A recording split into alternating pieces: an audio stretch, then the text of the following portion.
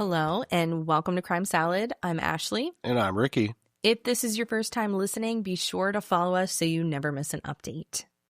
So this week we are going back 24 years ago to 2001 in Columbiana County, Ohio. Quiet, windy roads, small towns where people recognize one another.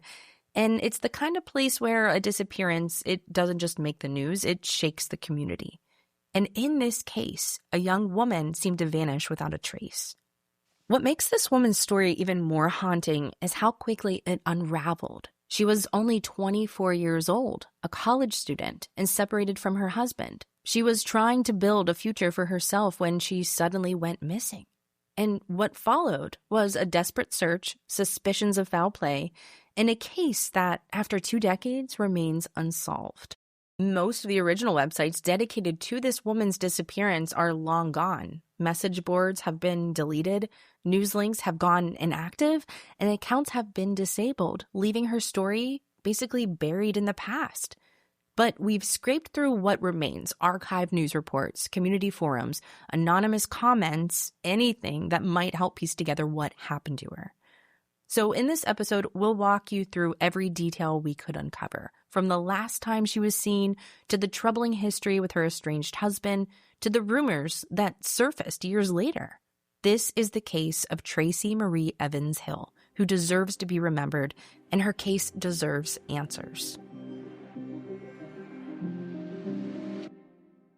Tracy Marie Evans was born on December 29, 1976, and grew up in Holmes County, Ohio. She graduated from Warrendale High School, and by 2001 was building a life of her own. At just 24 years old, she was balancing work at a machine shop while studying at Kent State University's Salem campus. Her field of study remains unspecified in the available sources, so we're not exactly sure what she was studying. Tracy's family and friends described her as warm and approachable, with a great smile and a natural way of relating to people. She was the kind of person who seemed to make connections easily, whether it was in class, work, or in her own neighborhood. And Tracy also had a playful side. Her nickname was Bear, and she loved the cartoon character Tweety Bird so much that she wore a Tweety watch and even had a tattoo of Tweety inked on her ankle. She was young and full of personality. And at some point, Tracy's personality and warm nature connected her with her husband, Guilford Hill. This is another thing that's unclear. We did both a search of Holmes County and Columbiana County probate court records for any information about their marriage, but no records were found for both of those counties. So we're unsure of how she met Guilford, how long they were together, or when they got married. That information is just buried. Right, that information is unclear. But what we do know is that their marriage began to unravel. And sometime before 2001, they were separated. Things between them were so strained that Tracy actually filed for a protective order against Guilford Hill. And that protective order was granted on June 6th of 2001. Now, we did find in another source that the protective order was actually dismissed on June 6th of 2001 and had actually been granted 2 months before that. But that was only one source compared to about 5 other sources that said the order was approved and granted on June 6th. So we're going to go with the majority rules. We also did a search for court docket records on both the Columbiana and Holmes County Common Pleas Case Access websites to find any details about the nature of the protective order or any details surrounding it. But we found that Columbiana case records only go back to 2006, and no records came up in Holmes County. So again, we know that a protective order was granted from public news sources, but we don't have the details. But this is where our timeline begins of Tracy's disappearance. So Tracy was last seen on June 7th of 2001. Tracy followed her normal routine as far as we know, where she drove to work at Duo Corp, a machine shop in North Lima, Ohio. And this wasn't a permanent position. She had only been working there for about 6 weeks, but it gave her steady hours while she was enrolled at Kent State. Coworkers saw her that day, and to them, nothing seemed out of the ordinary. She showed up, put in her shift, and left like usual. But what we know is that this was the last confirmed sighting of Tracy. Now, the next day on June 8th, a woman did call Duo Corp saying that she was Tracy and reported that she wouldn't be at work that day. And that part is interesting since a lot of people speculate that the woman who called actually wasn't Tracy. From what's reported, all we know is that it was, quote, a woman claiming to be Tracy, but we don't have any further information. It's never been proven if the voice on the line was really Tracy or someone pretending to be her. But the word choice there definitely piqued my interest. It definitely does. And I mean, it could just be that since we can't confirm that Tracy was the one who called, it has to be cited as allegedly Tracy. But again, the information online is extremely limited, and most public records are no longer available. So at this point, all we can do is speculate. So Tracy is marked as absent from work on June 8th of 2001, but then remains absent from work for the next 9 days. And at the same time, professors and classmates became suspicious as Tracy remained absent from her classes at Kent State during that time. At this point, a college official with growing concern decided to reach out to Tracy's parents to check on her to make sure that Tracy was okay. And when Tracy's parents got the call that she had been absent from classes for the past week and a half, they realized that they hadn't heard from Tracy in 2 to 3 weeks. It was extremely unlike Tracy to neglect her responsibilities like this, so they immediately made a missing persons report. I always think about what must be going through the family's mind when they get these types of calls. You have to be terrified, but you're also holding on to hope that you're just overreacting and your loved one is somewhere completely oblivious to the fact that you were even worried about them. Now, there's no public information about the reaction to the call from the college, but I would imagine that was a terrifying surprise. Yeah, which caused them to immediately go to Tracy's mobile home near Rogers, Ohio. And what they found only deepened their fears. All of Tracy's personal belongings were still there. Her clothes, glasses, and contact lenses, makeup, even her jewelry. And something else that her family immediately noticed were dirty dishes stacked on the table. That might sound minor to a lot of people, but according to them, that was extremely uncharacteristic of Tracy. She wasn't the type of person to leave her home without it being clean and tidy. And it's those small details that really stand out in these types of cases. It can give at least a lead to the fact that Tracy didn't leave voluntarily, or someone might have interrupted her normal routine. If all her belongings were still inside, especially things like contact lenses and glasses, it suggests that she didn't plan to leave. And the family knows her habits, and if they're saying that's out of character, even though it's not hard evidence, it's an early red flag that something here isn't right. Right, which might encourage investigators to process the scene more carefully, take more evidence than they would otherwise, stuff like that.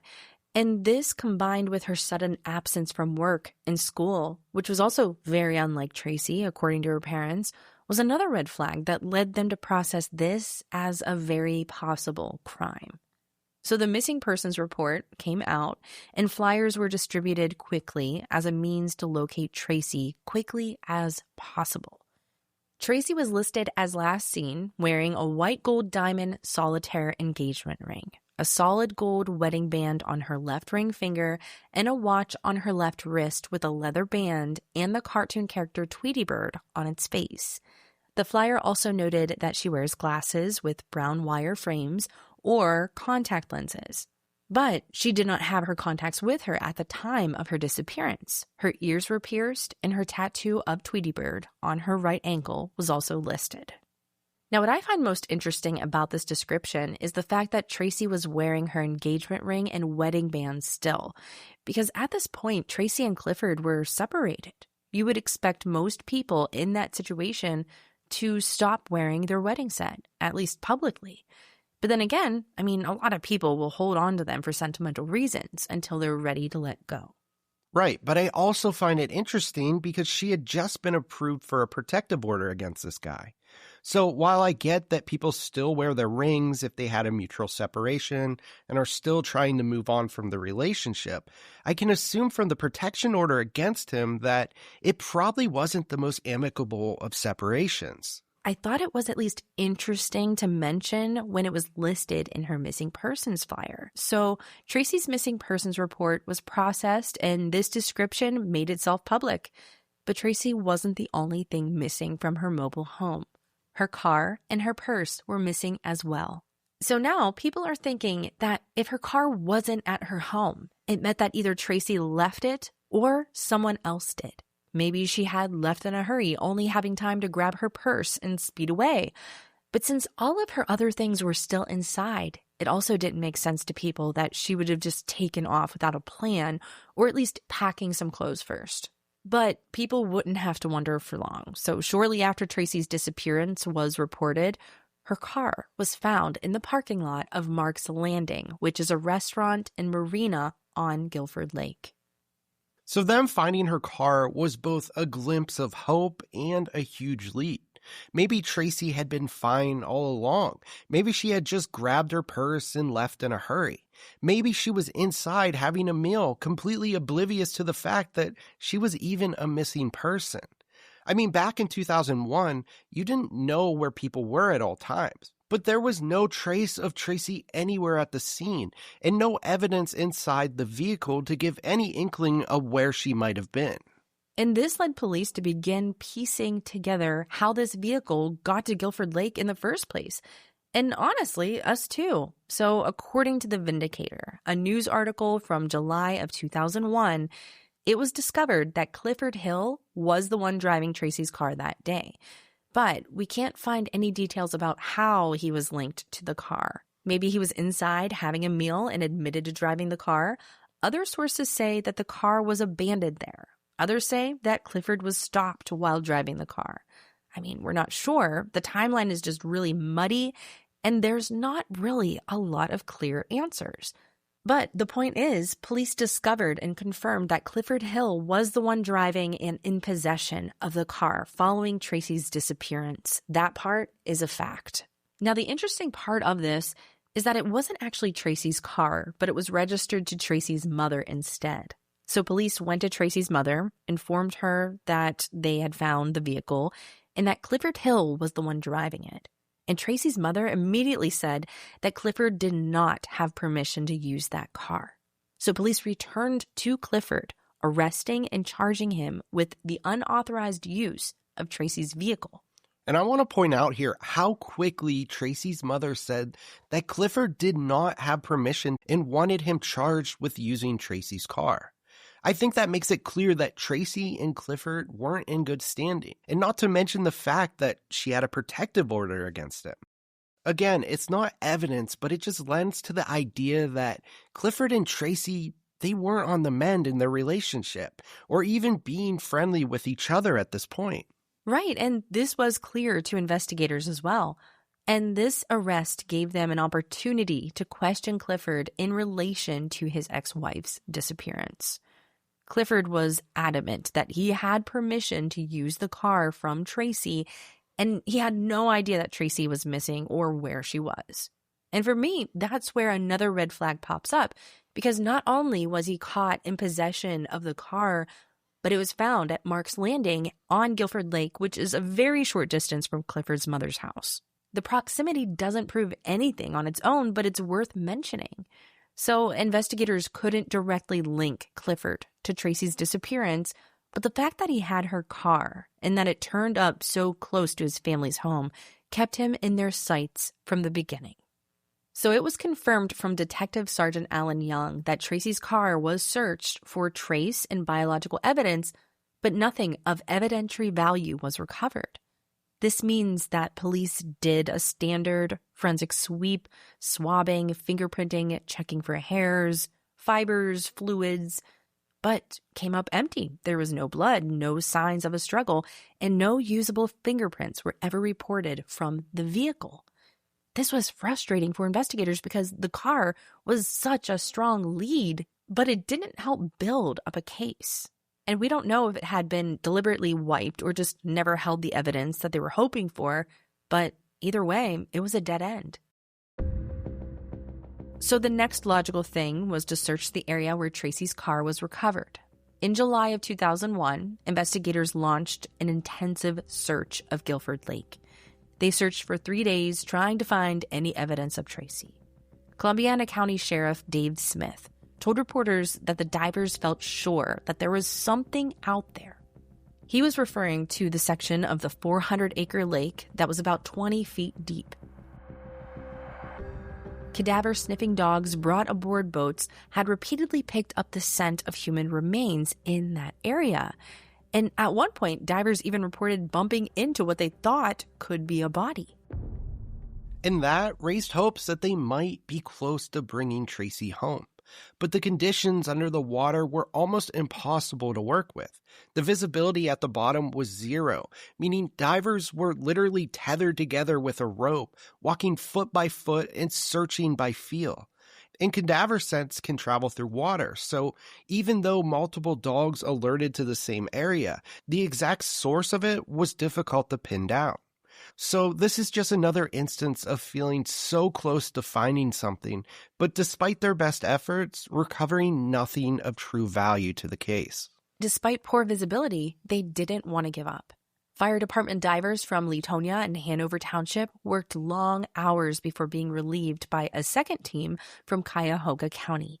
Altogether, about 40 people were involved in the search effort. And when another cadaver dog, one that hadn't been to the lake previously, also alerted to the same area, authorities believed more than ever that they were searching in the right spot. Sheriff Smith even remarked that the cadaver dogs are seldom wrong about this. But after days of exhausting work, nothing was ever recovered. No sign of Tracy, no evidence that explained where she was.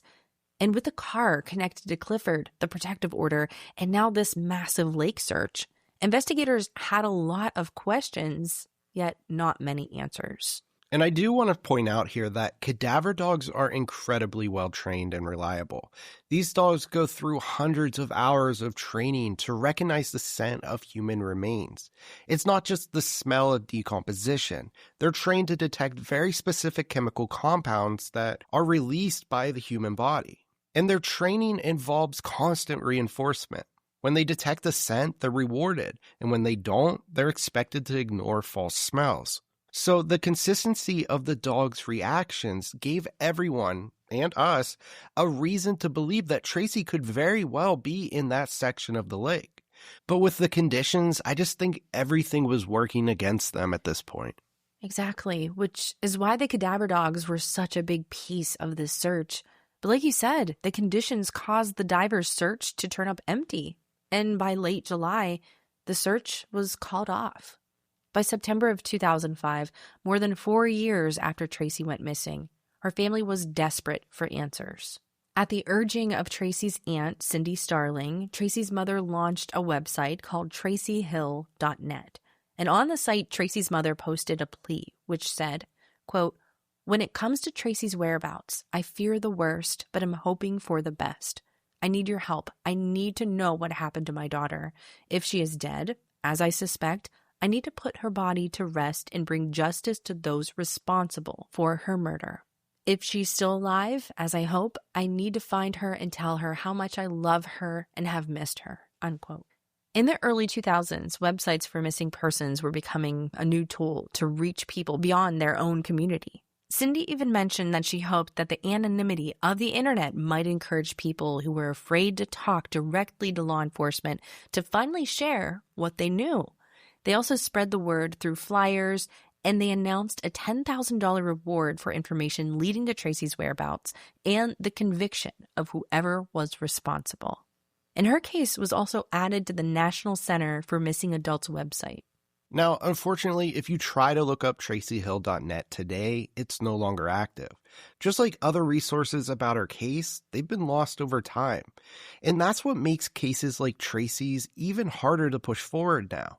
So many of the original websites, forums, and message boards have gone dark. But we did get this information about Tracy's mother's post to the website from an external news source from back in 2005 when the site was still active. Yeah, and we don't really see anything else happening until 2006, when it was reported that Tracy's aunt, Cindy Starling, and a cousin traveled to Columbiana County for the 4-year anniversary of Tracy's disappearance to meet with Sheriff David Smith and Detective Sergeant Alan Young. They brought names of people they wanted investigators to follow up on, hoping that after so much time, someone might finally say something. Sheriff Smith told the press that they had done pretty much everything the family asked them to do in the case, and Detective Young walked the family back through what they already knew: the car, the lake, Clifford's history, but all the pieces were unconnected and circumstantial. At the time of that meeting in 2006, Clifford was in prison for another crime and behind bars. Detective Young confirmed that he was still considered a person of interest in Tracy's case, but Young admitted how difficult it was to move forward without the key piece: finding Tracy. And he told reporters that calling it a cold case wasn't fair because they were still actively working leads. He said that they had not forgotten about Tracy Hill, and they will not forget about Tracy Hill. But he also admitted that the longer it went on, the less likely it seemed that Tracy was alive. When he was asked about the possibility that she might have just walked away and started over somewhere else, his response was pretty firm. He said she wasn't the type to leave her family behind, especially without acknowledging Father's Day that year in 2001. Even if she had assumed another identity and disappeared voluntarily, he believed from his talks with Tracy's family that she would have found a way to reach out to the people that she loved. So with so many missing persons cases, they believed Tracy was kidnapped and killed, and they had a strong inkling about who did it, but nothing substantial to do anything about it. Yeah, exactly. And Detective Young even said that it's a waiting game.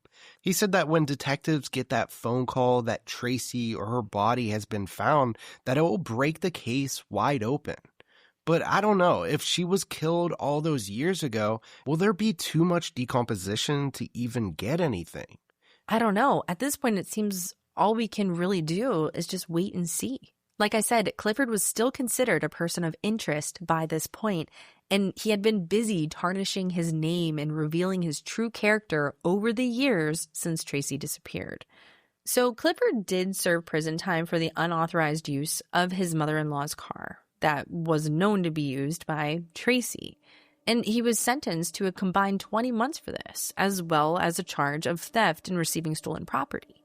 He was released in July of 2003, but it didn't take long for him to reoffend. So just a year later, in August of 2004, Clifford was arrested in Holmes County for robbing an Amish woman and her young daughter at gunpoint. They were traveling in a horse-drawn buggy when Clifford stopped them and stole a purse containing $6, some bank checks, and a Bible. By February of 2005, he was sentenced to 4 years in prison for that robbery. All right, so let's get this straight. If this guy did do this, shouldn't he be, staying under the radar? But instead, he's robbing an Amish woman for $6 and a Bible. What the hell is that? I don't know. I just think this speaks volumes about the type of guy this is. Right. Yeah, and for investigators, his string of arrests and convictions kept him firmly on their radar, even though they didn't have enough evidence to tie him directly to Tracy's disappearance. So, in 2006, Clifford was sitting in prison. And by January of 2007, investigators and Tracy's family, they were still pleading for information. The Carroll Sund Carrington Foundation stepped in to offer a $5,000 reward for tips that could lead to answers in her case. Detective Sergeant Alan Young confirmed that Clifford remained a person of interest, even as he served his prison sentence for the Amish buggy robbery. That summer, Tracy's mother told reporters how painful it was to live in that limbo. She admitted there were times she couldn't even bring herself to look at her daughter's photos. But she also held on to memories describing Tracy's great smile, her way with people, and how she was just getting her life together when she vanished. And her Aunt Cindy didn't mince words. She flat out said that she thought Clifford did it, and the police needed information to prove it. Sheriff David Smith acknowledged the frustration, saying that investigators had left no stone unturned, but emphasized again how difficult it is to build a case without Tracy. He called her the key. Finding her would unlock everything else. But he remained hopeful, saying, quote, "I got it in me that we're going to shake something loose out of these people. They're going to have to come forward," unquote. And that's the reality that Tracy's family has been left with. an empty space where answers should be. And unfortunately, like in so many cases, that's where this case stayed. Websites started to go dark, and everyone involved went quiet. But someone didn't stay out of the news. Yeah, so by 2009, Clifford Hill's name was back in the headlines, but not because of new developments in Tracy's case. He was arrested in Ashland County after a violent home invasion. So on March 7th of 2009, Clifford forced his way into the home of 48-year-old John B. Stone, shooting him twice in the abdomen during a robbery. Now, miraculously, Stone survived. And just weeks later, Clifford was arrested at his mother's home in Lisbon. Investigators recovered the handgun they believed was used in the shooting, and Clifford was charged with aggravated robbery and felonious assault. And when we step back and look at this history, Tracy disappears in 2001. Clifford is tied to her car but claims she gave him permission. He serves prison time for theft and unauthorized use. Then he robs an Amish woman and her daughter at gunpoint. And then less than a year after he's released for that, he's shooting a man during a robbery. We see a pattern of escalating violence. And when we look at this all together, and this is just speculation, the fact that Tracy's purse was the only thing missing from inside her home fits very neatly into the context of Clifford's pattern of violent robberies. Right. It's becoming increasingly clear what kind of man this is and what he's capable of. In June of 2009, Clifford pleaded guilty to felonious assault, aggravated assault with a gun, and being in possession of weapons under disability, since at the time he was already under post-release control from the Amish robbery conviction. And even though the charges were unrelated to Tracy's disappearance, her case was still very much attached to his name. Reports from that time reiterated Clifford was a suspect in her disappearance. Detective Young told reporters that Clifford continued to deny involvement in what happened to his estranged wife. Every time Clifford's name resurfaced in the news, it brought Tracy's case back with it. But the one thing that never changed was the lack of answers about where she was or what really happened to her back in 2001. On July 20th of 2009, Clifford E. Hill Jr. was sentenced to 23 years in prison for the March 7th shooting of John B. Stone. So he should be sitting in prison until 2032. And from then, silence again. Yeah, and Clifford is still in prison now from what I've seen, and there hasn't been much update in Tracy's case since then. The family has long believed that Tracy's remains may have been dumped in Wayne County, Ohio, and multiple searches have been conducted over the years, but none have uncovered any additional evidence. But I do want to talk about the very shocking and anonymous comment that we found on a forum about Tracy's disappearance. Yeah, so this is really interesting. So on a forum back in 2009, which discussed Clifford's arrest, there was an anonymous comment on it, posted in September of 2016, which reads as the following. Susie was a bartender and knew Cliff Hill well. She dated his brother, and her brother dated Myrtle Hill, Cliff's sister. Cliff had Tracy's body in a deep freezer in Myrtle's house in Worcester until Myrtle complained to get it out. Cliff and his brother used a rented wood chipper to dispose of the body in Shreve Swamps after that. The property they used in the swamps belonged to family or a family friend. Question Susie, unquote. Now, this detail here is incredibly specific, naming a bartender, relatives, a location, even a method of disposal. But obviously, this is just an anonymous internet comment. We've done some research into these names and this information, and there's no confirmation anywhere that any of this is true. But it's definitely interesting, to say the least. Now, I do want to say also that the original comment from the forum includes the full name of Susie, the bartender, as well as the name of the bar that she worked at and the location of that bar. But in this episode, we've chosen not to repeat this information. This is still an open case. We don't know if law enforcement interviewed her or if anything came of these claims. Sharing her full identity could interfere with the case, lead to people harassing her, and that's not responsible without confirmation.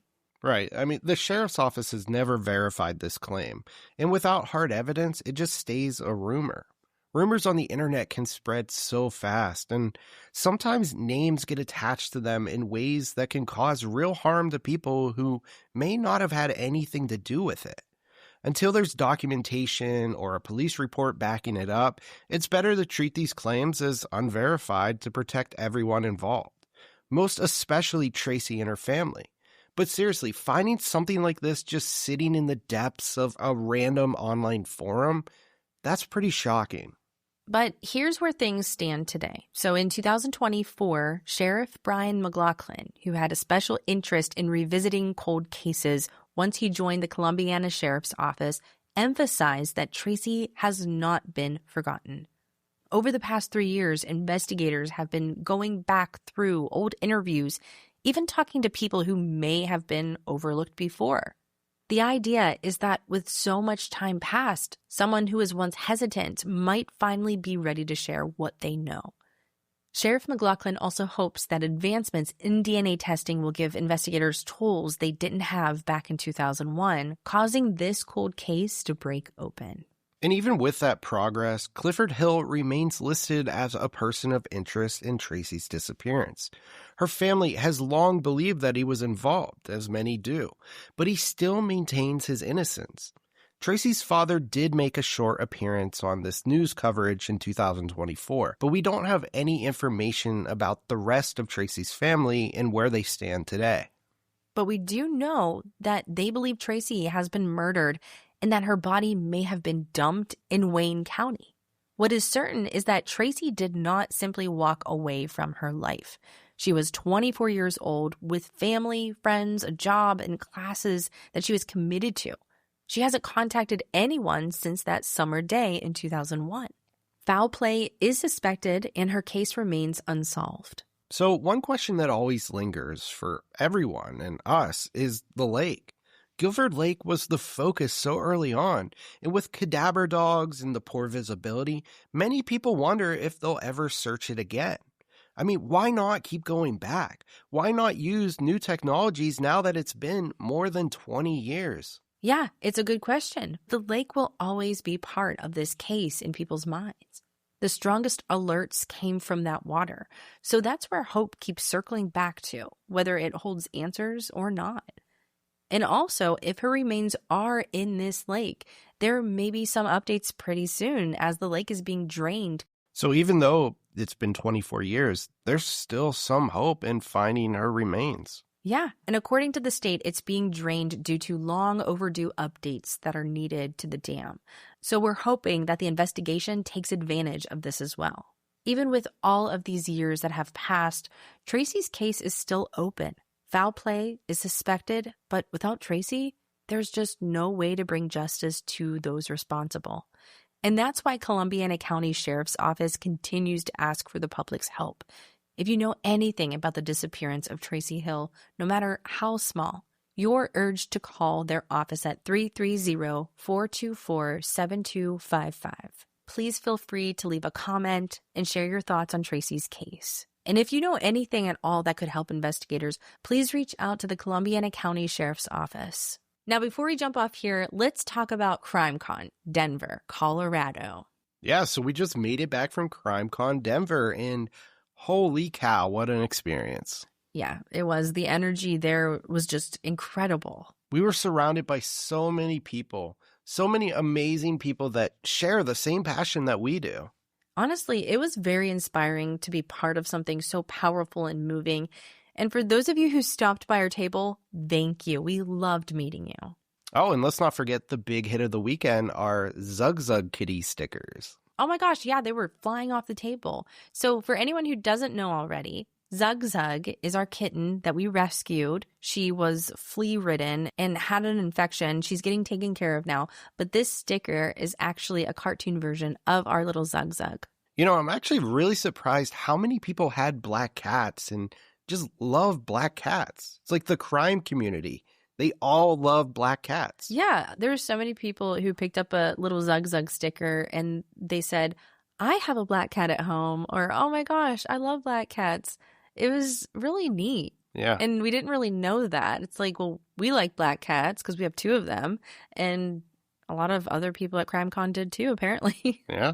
something about true crime and black cats, which gave me the idea, let's make a sweatshirt. So Ricky and I, we had a shirt designed that says Black Cats and True Crime. It's available on our website at crimesaladpodcast.com. So you can check it out if you'd like. We have other merch things on there as well. Yeah, just in time for Halloween in October and all of this fall stuff. Exactly. And also, we might as well add, if you would like ad-free listens, you can check out our Patreon at patreon.com/crimesaladpodcast, or you can subscribe on Apple. Yeah, so if you hate ads as much as I do, you can get ad-free listening on Patreon for as little as $1. $1 hair.